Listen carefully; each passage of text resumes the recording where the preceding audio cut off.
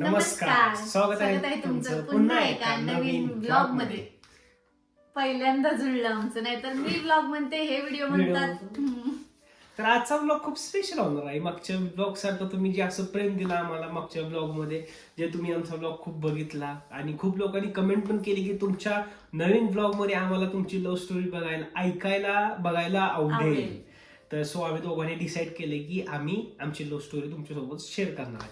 आम्ही love story जास्त फापड पसारा सांगत बसणार नाही, एक शॉर्ट मध्ये सांगणार, कारण व्हिडिओ खूप मोठा होईल. मी एडिट करताना खूप त्रास होतो ना मला. तर आता तुम्ही बघताय आपण रेग्युलर सारखं आपल्या व्हिडिओच्या साईटला बसलेलं आहे. आपलं हे बॅकग्राऊंडला तुम्ही ते आपलं स्टिकरचं ते आहेच, ते इग्नोर करा, तेच कंटिन्यू. आणि माझी हेअरस्टाईल पण इग्नोर करा जरा आता. टाकलू. आणि बाय द वे, प्रीतीनं घातलेला ड्रेस मला खूप आवडतो, एवढा आवडतो ना, कारण की तिचा ड्रेस आहे ना खूप मस्त मला शिवलेला आहे. साडीचा ड्रेस आहे, मला खूप आवडतो. म्हणजे हा दिसतो पण अंकिता वालावलकर ती नाही का, तिच्यासारखा हा ड्रेस दिसतो, मला खूप आवडतो. म्हणून मी तिला म्हणलं की हा तोच घाल. ती मगाशी व्हाईट घालणार होती, तुम्ही एका शॉर्ट मध्ये बघितलं असेल मिनी ब्लॉग मध्ये, तर त्यानं व्हाईट घातलं होतं, पण मी तिला कॅन्सल कर म्हणलं, हा घाल त्याच्यामुळे. तर चला टाइम न घालवता आपल्या ब्लॉगला सुरुवात करू. तर सुरुवात म्हणजे पहिली तर लव्ह स्टोरीचा पहिला एक बेस असतो की तुमची भेट कशी झाली. तर भेट कशी होण्याच्या अगोदर असं म्हणायच्या ऐवजी मी हिला पहिलं कसं पाहिलं, हिनं मला पहिलं कसं पाहिलं, ह्याच्यावरती त्या अगोदर मी तिथं कसं गेलो हे सांगतो तुम्हाला. तर सर्वप्रथम मी साताराला होतो, म्हणजे मी एकदम मिडल क्लास फॅमिली मधला होतो ना, त्याच्यामुळे मी कसं कामाला लवकर गेलो.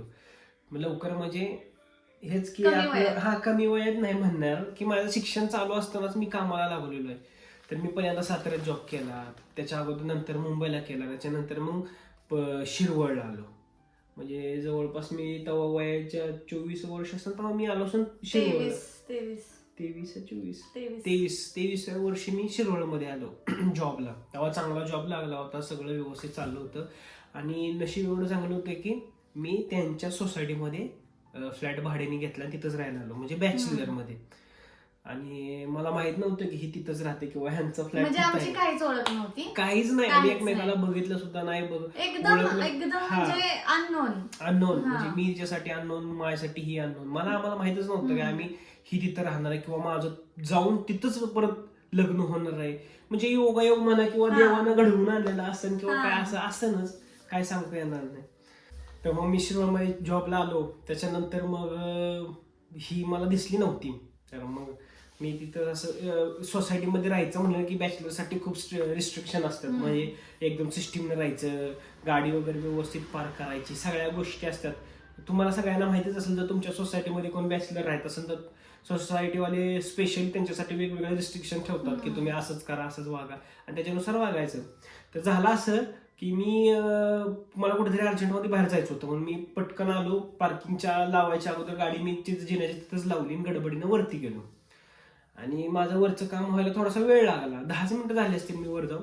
मी माघारी येऊन बघतो तर माझ्या गाडीवरती लिहिलं होतं की प्लीज गाडी पार्किंग मध्ये लावा. तर ते मला माहित होतं की तिथं काकू होता, आजी म्हणून, त्या खूप स्ट्रिक्ट होत्या, त्यांनी लिहायला लावलं असेल किंवा त्यांनी लिहिलं असेल, हे मला माहित नव्हतं. तर मी असं, मला प्रश्न पडला काय माझ्या गाडीवर कोणी लिहिलं असं मला वाटलं.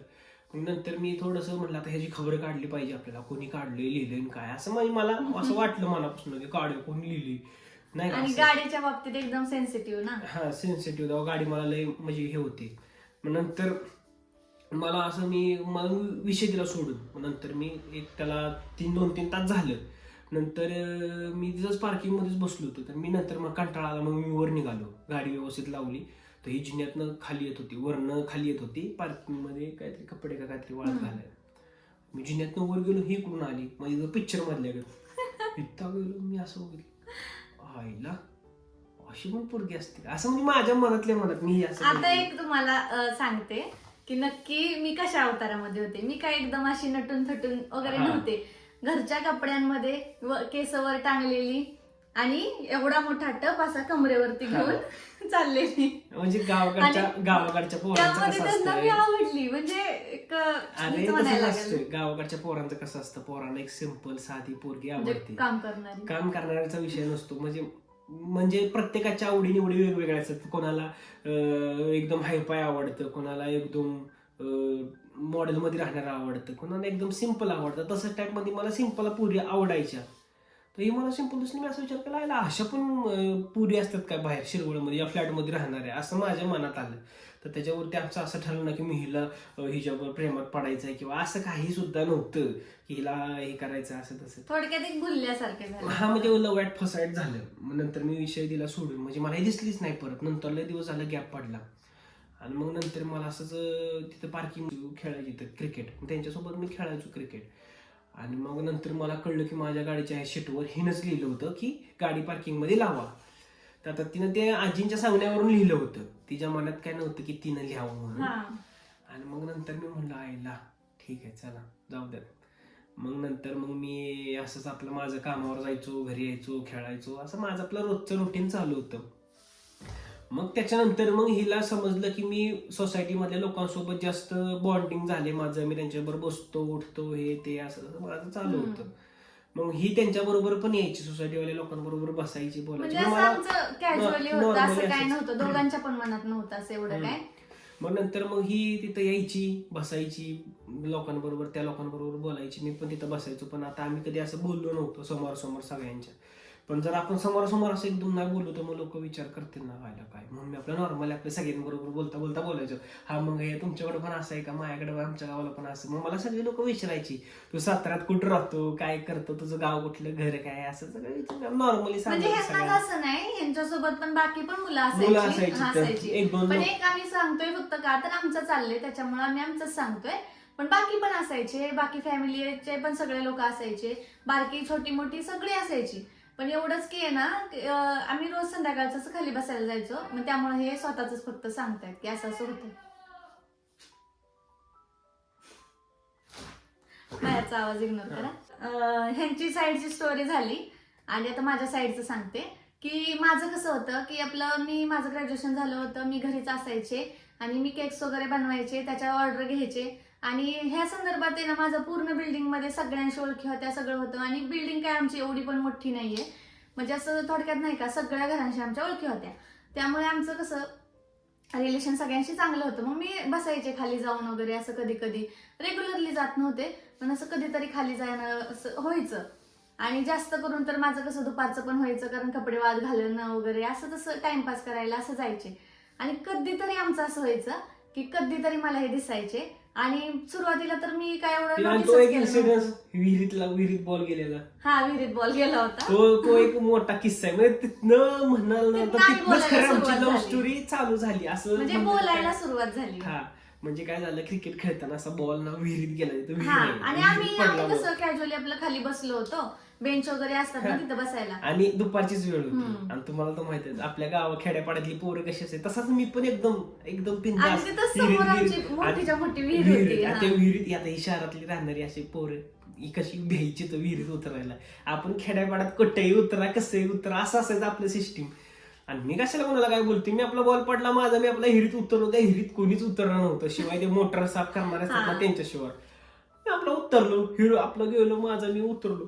तो ही आणि ह्यांच्या बरोबर एक माझ्यासोबत आणि ताई होते, ती आल्या आणि मी आतमध्ये उतरलो. ओ हो, तुम्ही कशाला आतमध्ये उतरलाय? तुमच्या आई वडिलांचा विचार करा, तुमच्या आई वडिलांचा विचार करा ना, तुम्हाला काय उतरू. नाही तुम्ही वर या, पहिला वर या.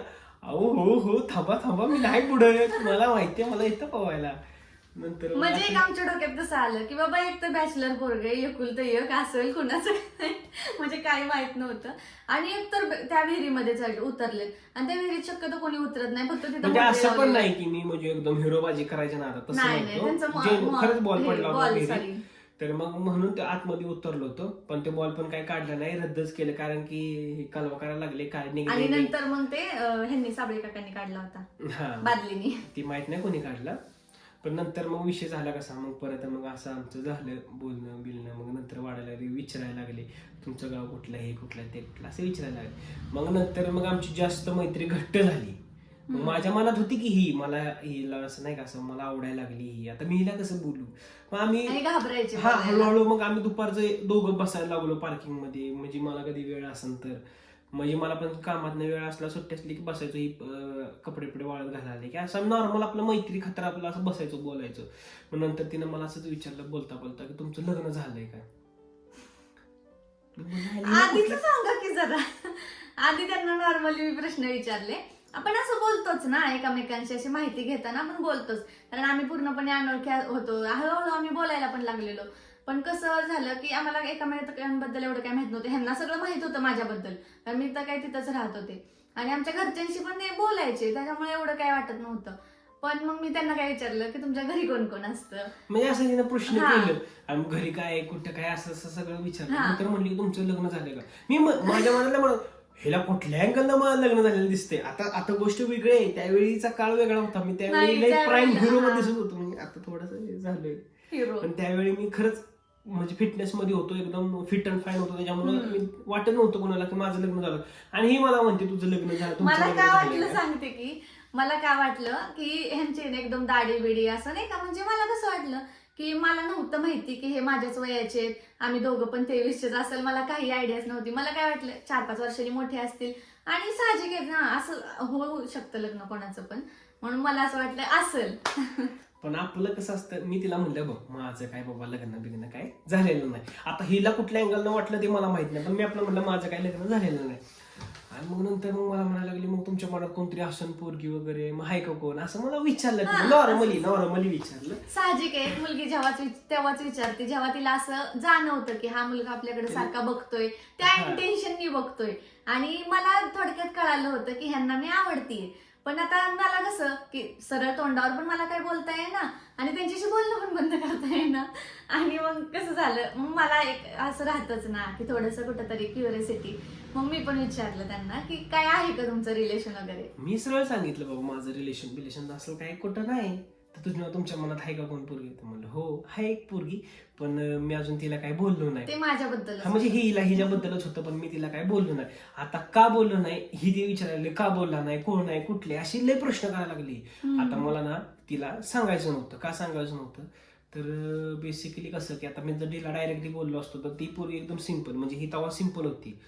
मला असं वाटलं की हिला जर मी आता डायरेक्ट बोललो तर ही मैत्री बंद तुटेन किंवा काय असं माझ्या मनात यायला लागलं. म्हणून मी म्हणलं हिला नको, नाही म्हणलं विषय बंद कर. महिला म्हणलं झाडं कशी आहेत, फुलं कशी आहेत, म्हणजे मला एक शब्द आठवतो डोंगर बघ, असं म्हणजे मी बिल्डिंग म्हणतोय असं आम्ही नॉर्मल विषय डायव्हर्ट करायला लागलो. तर मग ही मला म्हणाली विषय डायव्हर्ट करू नका, कोण आहे ती. आणि ही डायरेक्ट मला म्हणली ती पोरगी मीच आहे ना, अशी डायरेक्ट बोलली माझ्याशी टॅबल. म्हणजे मी घाबरलो. आता म्हणलं उत्तर काय द्यायचं. आता जर मी हिला उत्तर दिलं हो तर काय होईल, काय बोलून काय नाही, काय होईल ना की बाबा ही घरी सांगल आणि आता माझं काय होईल, मी तर बॅचलर राहतो आता काय. मी विचार केला काय होईल ते होईल, बोलून टाकतो. म्हणलं हा तूच होती. मग डायरेक्ट ही म्हणली की आपलं असं होऊ शकत नाही, हे नाही ते नाही, असं म्हणायला लागली. पण तेवढ्या पुरतं जसं मला सॅड वाटलं की म्हणलं आईला असं कसं नाही, असं डोळ्यात पाणी नाही, रिंग लाईट नेले तर आलं होतं तेव्हा पण आलं, तेव्हा पण आलं, तेव्हा पण खोटं बोलतात. हा तेव्हा थोडासा सॅड झालो तुम्ही. हा मग मी तेव्हा थोडंसं सॅड झालो. मग थोडंसं असं कसं तरी वाटायला लागलं. मग नंतर विचार केला की जाऊ द्या. मग मी हिला काही म्हणलं पण नाही तेव्हा, फोर्स पण केला नाही की बाबा तू मग गौर नाही तर मी जीव देईन, हे ऍपल तसलं नव्हतं. आणि कसं होतं माहितीये का, अशा वेळेला जेव्हा नाही का एखादा मुलगा खरंच चांगला आहे, जेन्युइन आहे, आणि त्यात पण आहे ना जर आपण त्याला नकार दिलाय आणि असं होतं ना की आपल्याला एक सॉफ्ट कॉर्नर नकार नव्हताच, तो नकार नव्हताच. हिनं फक्त असं केलं होतं की मला जज करायचं असेल थोडक्यात, किंवा तिला बघायचं असेल की हा काय पुढचं पाऊल काय करतोय.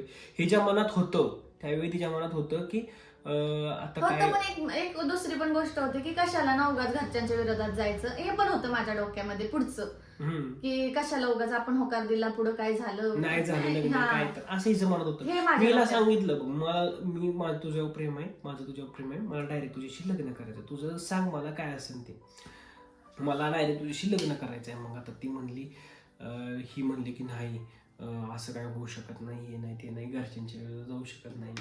पण म्हणलं ठीक आहे जाऊ दे. आणि मग विषय झाला असा की मग हिने ना मला नंबर दिला, हिनं स्वतःहून मला नंबर दिला की नंबर नाही, त्याच्यामध्ये बराच टाइम गेला. म्हणजे कसं झालं की डायरेक्ट असं नंबर पर्यंत नव्हतंच गेलं. की कसं झालं की मी असं आमचं नंबर कसं दिला रे मला तू? ते सांगते की मी आता थांबा की जरा. मला असं आठवतं तुम्हाला डायरेक्टच नंबर दिला होता. नाही, ऐका की सांगते. तर मग कसं एवढं पण आठवा ना. 2 वर्ष होऊन गेली, 2 कुठं 3-4 वर्ष होऊन 2 गेली. झाली, 2 लग्नाला झाली, 2.5 वर्षात कोण काय एवढं नाही लक्षात. तर सांगते पुढचं. तर झालं कसं की हे ना एकदम सॅड राहायला लागले.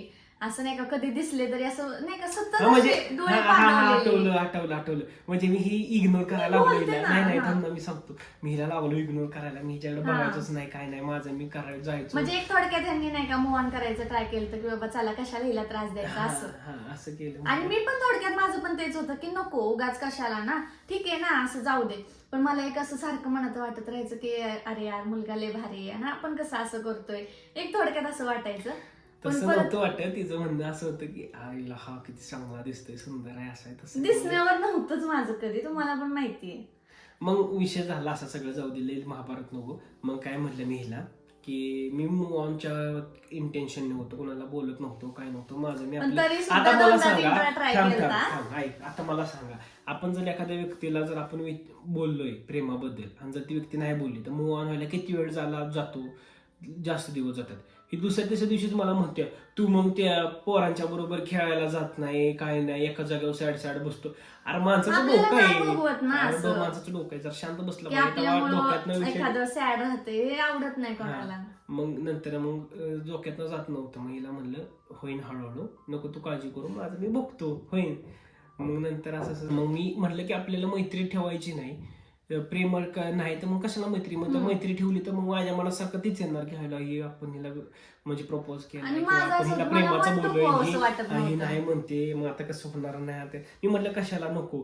मग हे मग तरी पण जबरदस्ती हिने मला म्हणले की नको तुम्ही असू दे, आपण मैत्री ठेवू. हा. मग हिने मला नंबर दिला. मग ते ठीक तयार झाली म्हणजे मैत्री हा, करूया, मैत्री ठीक आहे, करूया म्हणून मैत्रीपर्यंत नंबर ठीक आहे दिला. म्हणले. मग माझं कसं होतं की मला त्यावेळी ना कंपनीत मोबाईल अलाउड नव्हता. तेव्हा आहे ना मला मोबाईल अलाउड नव्हता. तेव्हा मग ही मला फोन नव्हती करत, मेसेज करायची कधी कधी की फोनवर आमचं नाहीच बोलणं झालं कधी, आम्ही मेसेजवरच. हा. आणि त्यात मला कसं वाटायचं हे एकतर लेट यायचे आणि मला असं नाही का डोक्यात एक आपल्या असतं ना की एक इमेज की आपण एखाद्याला नाही म्हणलोय आणि मग तो काहीतरी त्याचं करून घेईल बरं वाईट वगैरे असं तसं असं येतं ना डोक्यात आपल्या. मग मला तसं राहायचं सारखं आणि काळजी पण वाटायची की बाबा हे नाही का काहीतरी करून घेतील का काय, राहू दे येऊ द्या, इग्नोर करा. जाऊ द्या तुम्ही पण थोडस जरा ऍडजस्ट करा त्या आवाजाला. आवाज येतो बाहेर.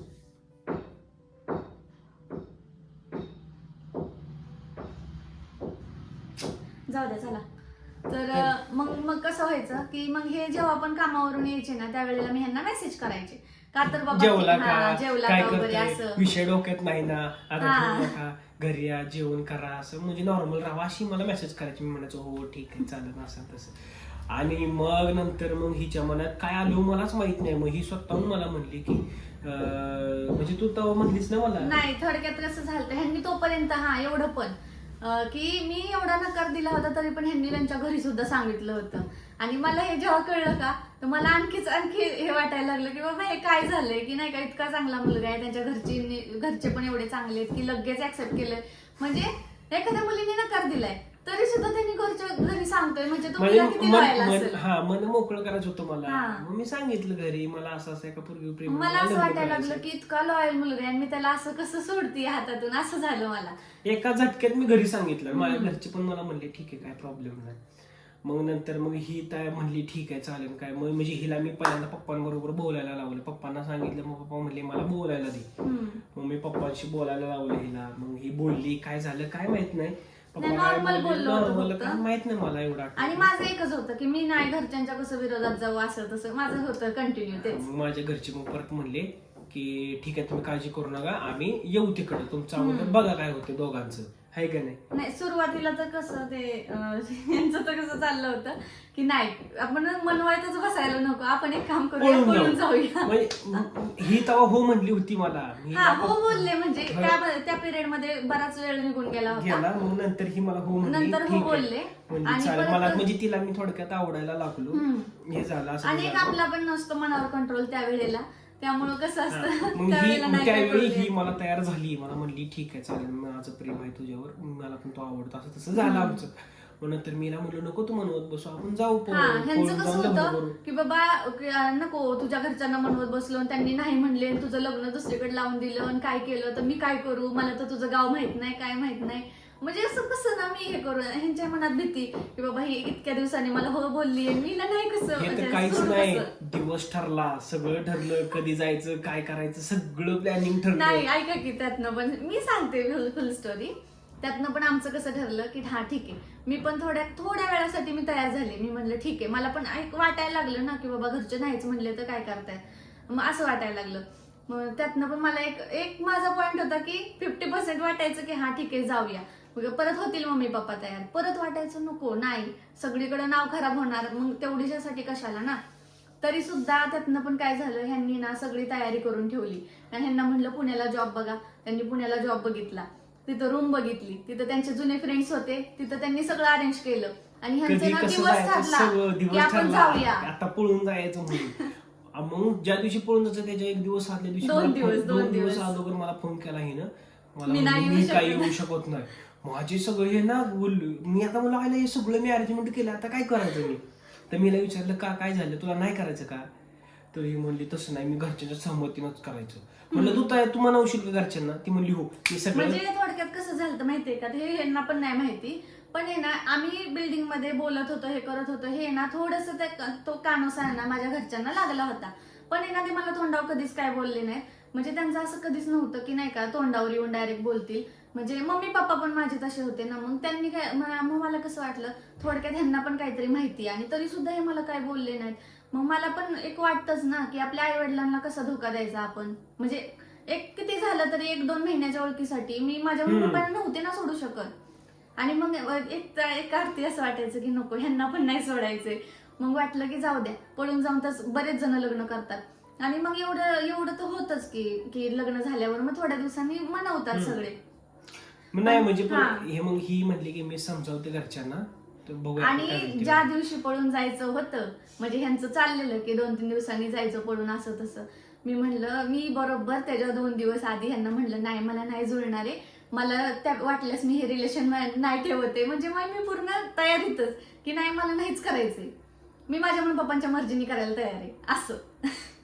आणि यांचं इतकं हे झालं नाही. आणि नंतर ह्यांच्या दादांनी मला फोन केला, हे मला काहीच बोलले नाहीत. म्हणजे ह्यांचं पण कसा स्वभाव की बाबा तिला फोर्स करायचा नाही. आणि मग ह्यांनी पण मला काय बोलले नाही, तर ह्यांच्या दादांनी मला फोन केलाय आणि मला डायरेक्ट धमकी की तुला उचलून घेऊन आणील, माझ्या भावाला काय झालं तर असं. दादांनी मला धमकी दिली तेव्हा. बेकार सीन असतात प्रत्येकाच्या लाईफ मध्ये. लव्ह मॅरेज ज्यांनी केले ना त्यांचे खरंच खूप कांड आणि किस्से असतात. घाबरली ना की मी म्हटलं बाबा हे कसं आहे, म्हणजे असं नाही का की डायरेक्ट उचलून घेऊन जाणे म्हणतात. मग मला असं भीती वाटली थोडीशी. पण एक हे होतं की मी ह्यांना ओळखत होती, मग मी ह्यांना फोन केला लगेच, म्हणलं दादा मला असे बोलले तुमचे असं तसं. म्हणजे माझा दादा ना खरंच लय डेंजर आहे. म्हणजे तो त्याला ना मला वाईट जरी काय झालं त्याला सहन नाही. त्यांना कसं वाटलं की आता ही नाही म्हणली, माझ्या भावानी काय करून घेतलं तर काय करायचं. आणि मी असं काय करणार नव्हतं. माझं कसं असतं तेवढ्या पुरतं थोडस जरासं एक असतं ना भावासाठी सॉफ्ट कॉर्नर, त्यामुळे ते मला बोलले तसे. पण नशीब एवढं आमचं चांगलं होतं की आमच्या सासूबाई होत्या, त्यांना मी भेटलो, त्यांना सांगितलं. त्यानंतर मग माझी साईडची स्टोरी सुरू झाली. मग त्यानंतर कसं झालं की वाटल्यास 2 पार्ट होऊ द्या, वाटल्यास 2 पार्ट मध्ये करूया, पण होऊ द्या. तर मग माझ्या साईडची स्टोरी सांगते आता की कसं झालं. मग मी नाही म्हणले, मला एक वाटलं की नाही आता मी नाहीच करायचं मला लग्न, मी यांना नाहीच म्हणून पडले. तर मग परत असं थोडा वेळ मला पण होतंय, मला काय दिसेना झालं पुढचं, नुसतं गोल गोल डोळ्यानं पाणी यायला लागलं.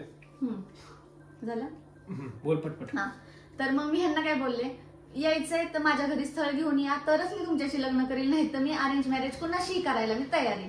मी तुमच्याशी लग्न नाही करू शकत, हे मी सरळ सरळ ह्यांना सांगून टाकलं होतं. आता ह्यांचं कसं की नाही केलं तर मी हिच्याशीच करणार, हे ठाम होते. मीच तळ्यात मळ्यात होते पण हे ठाम होते.